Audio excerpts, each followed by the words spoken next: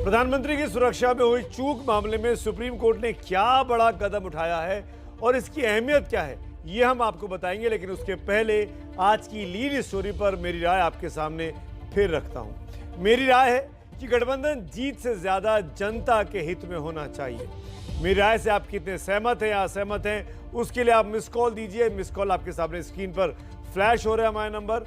आपकी miss call का इंतजार। अभी तक 83% लोग मेरी इस राय से सहमत नजर आते हैं। आगे बढ़ते हैं और अब बात करते हैं पीएम की, यानी प्रधानमंत्री मोदी की सुरक्षा में चूक के आरोप पर सुप्रीम कोर्ट की बनाई कमेटी की। पंजाब में आपको याद होगा, फिरोजपुर पीएम को जाना था बीते हफ्ते। उस वक्त एक घटना घटी थी और इस घटना की जांच अब जब दोनों केंद्र और राज्य सरकार की कमेटियां आपस में आमने सामने आ गई, तो अब सुप्रीम कोर्ट ने अपनी एक नई और निष्पक्ष कमेटी बना दी है। इस कमेटी में 5 मेंबर हैं। सुप्रीम कोर्ट की रिटायर्ड जज जस्टिस इंदु मल्होत्रा इसकी अध्यक्षता करेंगी। एनआईए के डीजी या उनकी तरफ से नामित आईजी रैंक के ऊपर का अधिकारी एक इसका सदस्य होगा। एनआईए यानी केंद्र का अधिकारी। इसके अलावा चंडीगढ़ के डीजीपी, पंजाब के एडीजीपी सिक्योरिटी और पंजाब हरियाणा हाईकोर्ट के रजिस्ट्रार जनरल भी इस 5 सदस्यीय कमेटी के मेंबर होंगे। यानी ये एक ऐसी कमेटी है जिसमें राज्य के लोग भी हैं, केंद्र के लोग भी हैं और जिसके ऊपर जिसकी अध्यक्षता एक रिटायर्ड जस्टिस कर रही हैं इंदु मल्होत्रा जी, जिनके बारे में जितनी तारीफ की जाए उतनी शायद कम होगी। चीफ जस्टिस की अध्यक्षता वाली 3 जजों की बेंच ने कमेटी बनाते हुए कहा कि इस तरह के गंभीर मामलों में एक तरफा जांच नहीं हो सकती, जैसा कि कोशिश केंद्र की तरफ से की जा रही थी। और यही वजह है कि कमेटी में केंद्र और राज्य के अधिकारियों का संतुलन सुप्रीम कोर्ट ने बनाया है।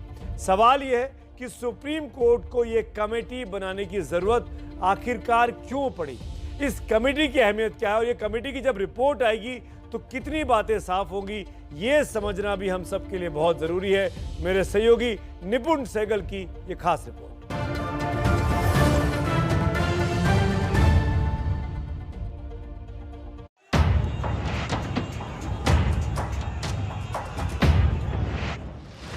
यह आकस्मिक नहीं हो, ये एक षड्यंत्र है।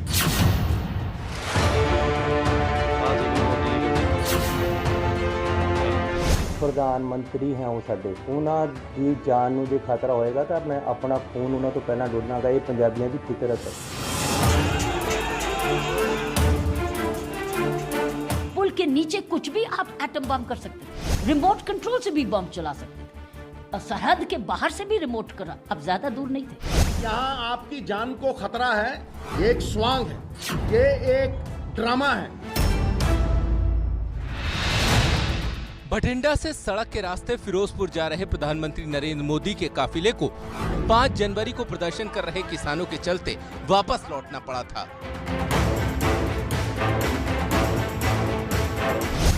पंद्रह से 20 मिनट तक पीएम का काफिला हुसैनीवाला से 30 किलोमीटर पहले एक पुल पर खड़ा रहा।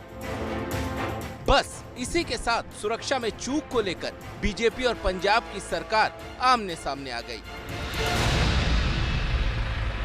कोई भी गतिरोध नहीं है, ऐसा आश्वासन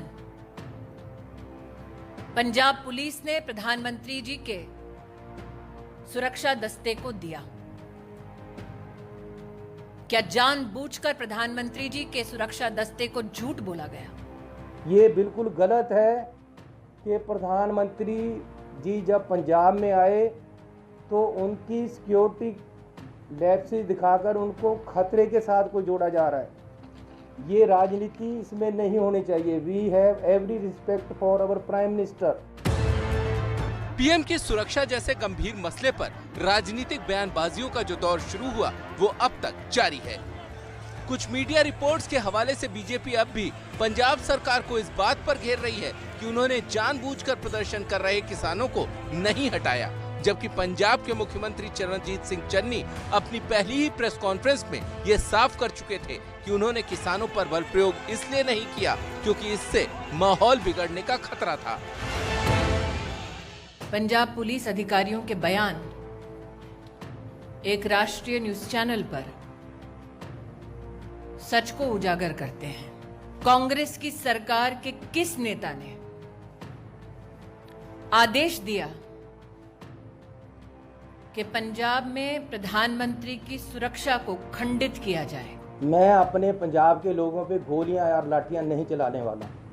प्यार से मैंने पूरी रात लगाकर उनको सड़क से उठाया है। पीएम की सुरक्षा के मामले ने राजनीतिक रंग इसलिए ले लिया क्योंकि 5 राज्यों में चुनाव है। वहां के स्थानीय प्रशासन और शासन के संज्ञान में था। इन सब की अनदेखी करते हुए प्रधानमंत्री जी की फ्लीट को वहां पर रोका गया था।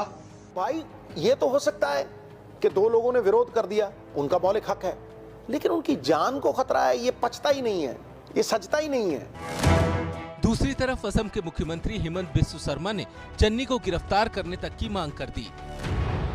एसएचओ और डीएसपी का जो बयान स्टिंग ऑपरेशन में आया, मेरा लगता है उसका बाद पंजाब का मुख्यमंत्री को गिरफ्तार करना सही है। अब हम आपको बताते हैं कि सुप्रीम कोर्ट में पिछली कुछ सुनवाइयों के दौरान केंद्र की तरफ से क्या-क्या आरोप लगाए गए। केंद्र की तरफ से सॉलिसिटर जनरल तुषार मेहता ने पंजाब के डीजीपी पर सवाल उठाया था कि जब सड़क ब्लॉक थी तो पीएम के काफिले को डीजीपी ने हरी झंडी क्यों दी। आरोप लगाया गया कि पुलिस वाले प्रदर्शनकारियों के साथ चाय पी रहे थे। तुषार मेहता का आरोप था कि पीएम के काफिले को आगे आने से रोकने की सूचना भी नहीं दी गई। कोर्ट में तुषार मेहता ने यह भी कहा कि धार्मिक जगह से पुल के दूसरी तरफ भीड़ जमा करने की कोशिश हो रही थी।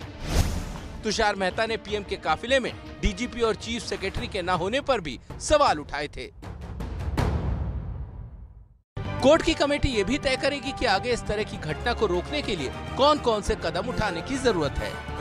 राजनीति के इस दौर में अब बस कोर्ट का ही सहारा है, ये बात एक बार फिर तय हो गई। हालांकि सुप्रीम कोर्ट ने जांच कमेटी के लिए कोई टाइमलाइन तय नहीं की है, लेकिन उम्मीद की जानी चाहिए कि कमेटी की जांच रिपोर्ट चुनाव से पहले आ जाएगी ताकि आरोप प्रत्यारोप का ये दौर थम सके और राजनीतिक लाभ लेने की कवायद भी बंद हो, क्योंकि आखिरकार ये मामला देश के प्रधानमंत्री की सुरक्षा से जुड़ा है। दिल्ली से निपुण सहगल की रिपोर्ट।